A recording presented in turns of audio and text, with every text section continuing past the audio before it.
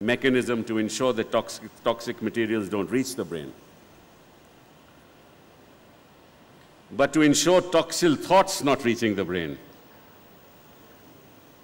I'm afraid that if you're able to succeed in that, news channels 24/7 will say that this is interference in the freedom of expression in this country.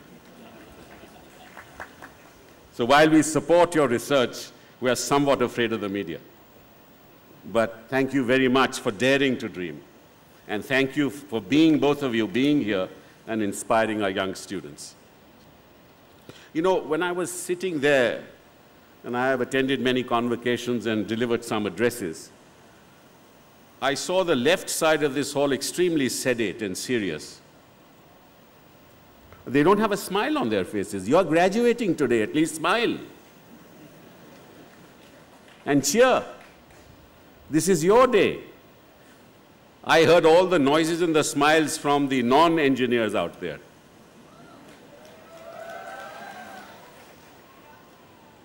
Today is indeed a memorable day in the life of graduates, as you've been looking forward to this day with great expectations. I understand that most of you have already secured placement, and the remaining few expect to do so shortly. The day is significant as it marks the happy ending of your dream to secure a qualification of your choice from an albeit a very young institute, which is in its new avatar, but which has been known for its excellence in pioneering work, especially in civil engineering, for more than 1.5 centuries. We congratulate the graduates on their accomplishments and thank them for the many contributions they have made to the campus life, the community, and the larger world in their time here. We anticipate with confidence the roles that they will play and the contributions they will make to their future and to the world to make it a better place from what it is at present. A very special thanks, a very, very special thanks to the families, the friends, and the faculty as well. To all of you, I would say, education is never a solitary pursuit. We therefore also salute all of you who have provided love and support to this wonderful group of graduates, and to the faculty and the institute administration who have committed so much time and energy to the educational excellence which has culminated in the graduation of such an outstanding group of young people. Congratulations, sir. Graduation, I believe, is only another stage in your education. Don't think this is the end. This is just the beginning, although a very important one. I'm confident that more learning must and will go on throughout your lives. Change requires learning, and education is essentially a lifelong learning experience and learning process. To recall the words of Eric Hoffer, and I quote, "In a time of drastic change, it is the learners who inherit the future.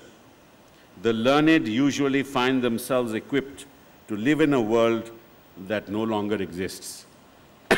Close quote. And these are times of unprecedented developments, be these on the technology front or the economy or even in politics. Let me cite a few examples that you are familiar with. Consider, for instance, the exponential growth in computing power that is propelling the IT revolution. Moore's law, which postulates that the performance of integrated circuits doubles every 18 to 24 months, has defined for the past 45 years this growth pattern. We've had more than 30 doublings in computational performance since 1965, a rate of change that has no precedence in the history of technology or even mankind. We can add to Moore's law the law of network effects, developed by Bob Metcalfe, the inventor of the Ethernet, and Monsanto's law that the amount of useful genetic information is doubling every 18 to 24 months. We thus become witnesses to technological change that is absolutely mind-boggling. The rates at which changes are changing now are much faster than ever before. Just look at the cell phones. Your cell phones today have more computing power than the Apollo space capsule, a third industrial revolution involving material science and the customization of manufacturing is yet at its infancy. And all these fields and other nascent ones are beginning to intersect and produce new opportunities that we cannot really foresee. Knowledge is now doubling every 5 to 7 years, and the rate of change will accelerate in time to come. You will thus need to renew your professional knowledge at least 4 times, if not more, in your career. So if you think that you can sit there and you think that this is the end of the road, or that you've achieved all that you wanted to achieve, well, you cannot possibly be smug, because in the 21st century, you'll have to learn, unlearn, relearn, and increase your knowledge time and again. And as I said, you will have to increase your knowledge at least 4 times in the course of your professional career. So this is a long and hard journey ahead. Formal education, of course, is the beginning of the journey of learning. The greatest benefit of your education here at IIT lies not only in what you have learnt, but in learning how to learn, and more importantly, how to unlearn. You have to constantly learn about people and how to interact effectively with them. In the world of tomorrow, only those individuals and organizations will succeed who have mastered the art of rapid and ongoing learning. Constantly ask yourself, and this is very important, constantly ask yourself what new skills and competencies will be needed. Begin working on them before it becomes necessary, and you will have a natural advantage, as you would have foreseen the need to change and would have changed to remain relevant. Friends, we are living in very exciting times. The world has shrunk as never before.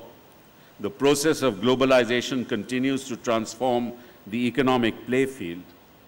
Knowledge has acquired a new significance. This is an era wherein intellectual capital has become the prime mover of organizations and nations. You're entering this environment which is exhilarating and at the same time most challenging. Let me dilate a little. Consider the rise and growth of different countries at different points in time in their history. For example, the growth of the United States of America was due to the proliferation of roads and railways. For Great Britain, it was textiles. For Denmark, milk and milk products. For Sweden, it was timber and timber products. For the Middle East, it was oil, and for China, disciplined and cost-effective labor. And if you ask me what it is for India in the 21st century, I will say it is IT. And most of you would say, oh yes, we know IT, meaning information technology. You are wrong. By IT, I mean Indian talent.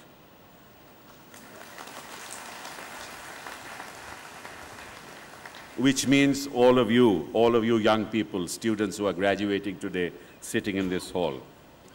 That's what's going to make the 21st century India's century. India presently has the most favorable demographic profile, with 50% of people below the median age of 25. And this would remain so, at least for the next 30 years.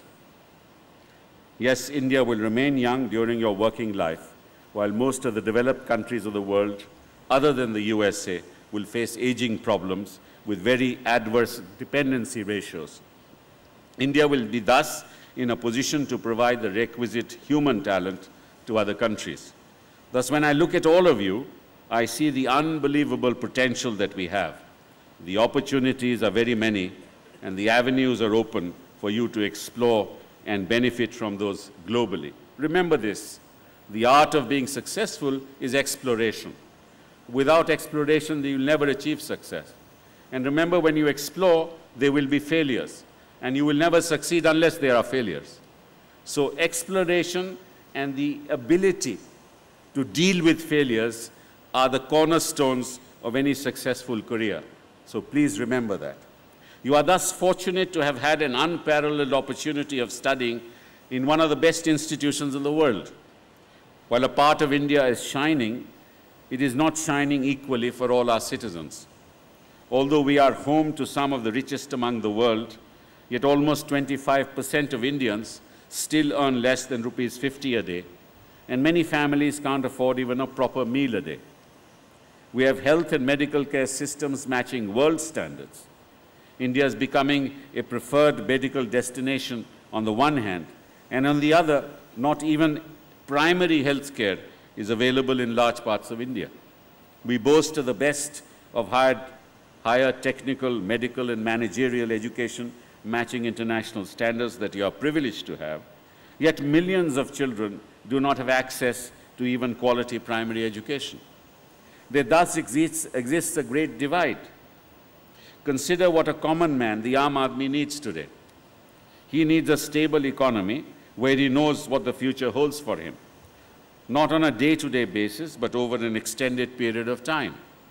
As you know better than I do, that the world economy is undergoing a process of profound restructuring. Great shifts, radical transformations have been and are shaping the economy and business environment in the last 2 decades. Arising out of these transformative ideas, we opted for a path that would enable us to construct a developmental path by which those who remain on the margins of existence are integrated with the mainstream. Thus, in our move forward in shaping the policies that would optimize India's economic potential, our effort has been to ensure that the imperatives of social justice, inter-se equity between different strata of society, and indeed intergenerational equity are also achieved. This has resulted in our GDP growth rate accelerating, more people being employed than ever before, and the general quality of life becoming better. Maybe not to the desired extent, but the present-day global economic turmoil is now having its toll on our economy as well.